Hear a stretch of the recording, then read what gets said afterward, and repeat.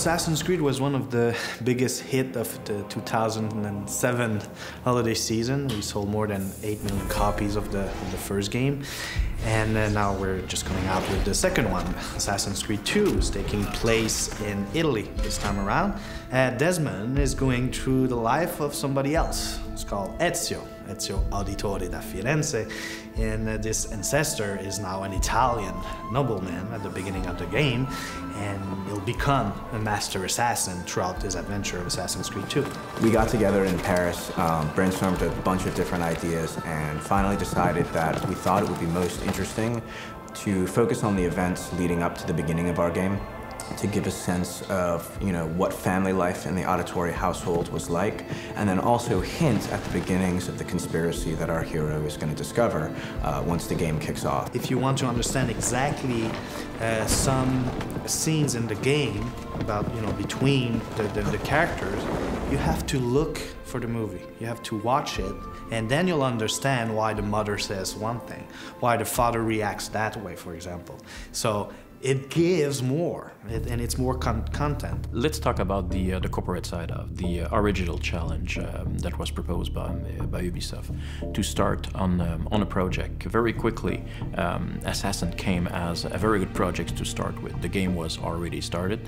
They were working on it very hard, and the idea came to do a series of episodes as a short movie, able to be connected between each other, where background might be used directly from the game as an import to start, and after that we came with the proposition to use live actor to humanize mainly the film, and to do what we're built for. Mainly what we're used to is putting live actor on top of a CGI background. Since our story does focus a great deal, at least initially, on the concept of vengeance, who became apparent to us very early on, is that for this to work, the player, much like Ezio, has to grow attached to his family. And I think that's when, the idea of doing something like the films became very appealing to us, because it provided us with another way to further expand Ezio's backstory, in a different medium, in a way where we didn't have to concern ourselves as much with gameplay. We could focus entirely on character and story and universe building. I hope that the product will have some impact on the gamer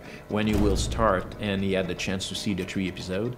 And I know that through the experience to making this movie also, we will be able to give our input to the game people that are generating and telling and inventing their story. You need to realize that the gamer is having his feeling by the way that he's playing. He generates his own excitement. A film, you're kind of passive, you're there, and the film is there to generate the emotion. What was cool to have a movie being done while we were doing the game is that we could use some of the casting they did and put it in our game. So, for example, the father is basically the same guy. We just use his face and everything, and we had a recording session with him, but he's the same guy as you see in the movie. And that's pretty cool. That helped us out a lot, because sometimes it's tough to create a character from scratch, and actors, that's what they do. They create characters. And as far as being part of a game, being in the game is very thrilling, very exciting. I feel like I'm in the part of something that's on the cutting edge. Technology is always evolving, and looking at Houston back there, we know that we're backed up with something that's going to be supporting all that.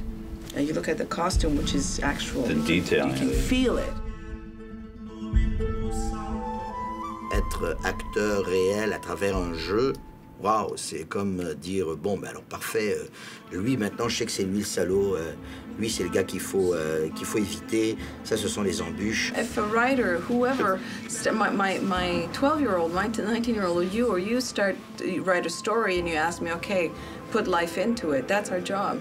It's our purpose. And we have to give it life. How do we give it life? Well, you got to find the truth of the character. Where does it begin? Well, in this case, it begins with the game. That's the script.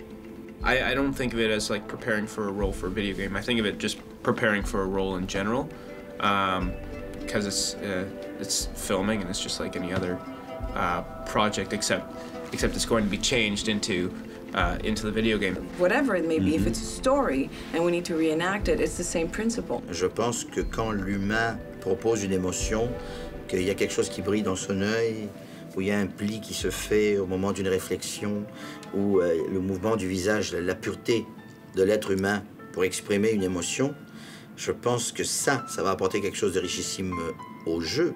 By seeing these three preludes, if you wish, these three stories that are going to impregnate the players with emotion, with attachment, with a relationship to the characters. You hit something that really resonates, and that's emotional attachment. That goes back to storytelling. Yeah. You know, if gamers playing the game, maybe non-gamers that will see this might be interested in the game. The video game aspect is not making a big difference, except for the fact that we need to sort of respect certain things that they're establishing in their world. We need to sort of keep that going. But that's about it. The rest is really about trying to tell a story the same way we would in a traditional environment. What is very different is the way we're going to produce that story. Now we were starting with some of the environments that were developed for the game, so totally virtual. And the questions were, is it going to hold in the movie world? 5 to 10% to produce of real things to produce for each scene. The rest was all going to be virtual. So what are you going to do? What do you need to provide to the director or to the actors and to the NASA team so that they will have enough information that they can work? A street, for example. What do you put in the street? You know, a room, a big room with big windows. What do you build? There's a fireplace there. Where, you know, so you have to find a way to determine what's going to be essential for the actors, for the technicians, for the director, and for the post teams. Two teams working on, you know, different things. And that was part of the exercise for the departments, you know, for the production designer, for the costume designer. They had to work differently than, you know, what we normally do. We have a new way to be able to project the virtual environment imported from the game that just don't exist. Well, when you think about it, it's difficult for actor to be able to give a performance in an environment that they have no idea where they're coming from, what it is, what is the size of the room, including the stunts, because, you know, they are obviously rehearsing and they don't have any limit with wall, but you need to find a way to be sure that during their action they're not passing through a virtual wall. Very often, instead of, you know, doing the traditional way of shooting, you're going to rotate the actors, change the doors, change the windows, you know, just basically revolve the whole world and keep the crew in the same position. And it's very abstract. Like, the idea we had mainly is to come with the projector, which is on top, and we are projecting the room on the floor. Like, when it's time for all of the team to set up the environment and know where the wall need to be, where the table is supposed to be, where the fireplace is supposed to be, we're using this projection and we don't have anything to measure anymore. And when you do that, you are forced to render and to do some layout as architects, obviously, to project what is going to be the room. Like, we can project a decent size in this, and we can orient the projector depending on the kind of shots we're dealing with. And obviously this is why the team in the background are also checking and validating that on a shot-by-shot base to be sure that we're not doing mistake during the shooting, that we're going to find when we'll start to do the integration later. This project is very demanding post-production wise. Obviously, it is a shoot which is entirely done on green screen, which means at the moment you see an actor, you know that it was on green screen, and there's no shot that exists in that movie where post-production was not involved. There will be 750 shots, mainly roughly, if you count the 3 episodes together. It means that we have 750 different environment angles to produce, and we have to do the preparation and to do all of the pipeline steps.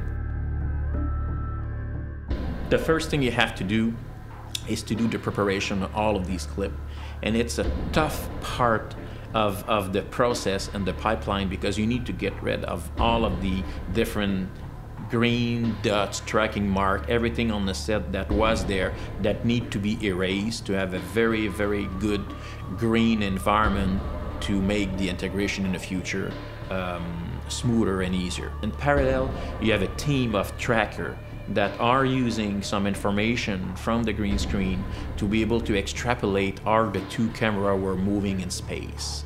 Like all of these people are taking shot-by-shot base, they analyze the picture, and they're providing some kind of camera move file saying, okay, this is how the camera was moving in space. It's because if you have the pretension and the ambition to put all of these people on a future environment as the inside of a church, and the camera is moving with a very complex move, you are expecting that the environment is going to move exactly perfectly and tracking perfectly the original shooting from the green screen. This is what the tracking people are doing. After that, they're the layout, knowing that when a camera was shooting, what was the camera angle, the height, what is the real position of the environment to make the geometry work. Like all of these steps are done in parallel. After that, the 3D people, no matter what, they have a pretty good idea, and the modeling have done on these environments. They need to finish all of the details on these environments and moving with texture. And after that, giving life texture-wise to these environments from a film point of view and to give mood to it. You are compositing the live action on top of virtual background that now are moving perfectly in relation with the original camera movement. And you put these two things together. Sometimes it's 3 layouts, 4, 5. Sometimes we have 17 layouts to be able to reach our goal. And at the end, after there will be another process, it will be what we call a DI, which is a digital intermediate.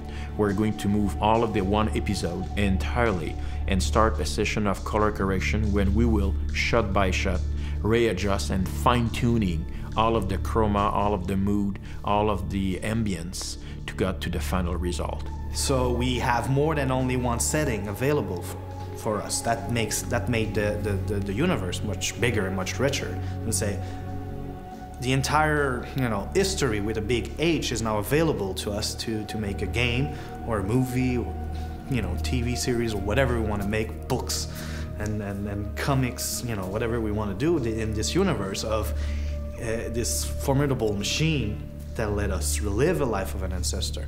And that's really is the core of Assassin's Creed. Ubisoft are storytellers. We are in a position that the gamer will be passive when he will take a look on our film. But we need also to participate in the storytelling. We are the potential to prepare him. And when he will see the film series, he will get a much better preparation to start his game. He's going to know mainly the character before he already start the game. He'll know things, he will know details. He will probably realize things that he already knows, but he doesn't realize he knows that yet. And I believe that it's a new way to prepare, but it's still a self-content project. We know now logistically how to approach it in a much better way. It's much clearer. Technically, even creatively, we have much more specifics now that we're going to go through next time. And this is only the very beginning. We can tell. It's only the very beginning of something that promises to be very, very big and exciting.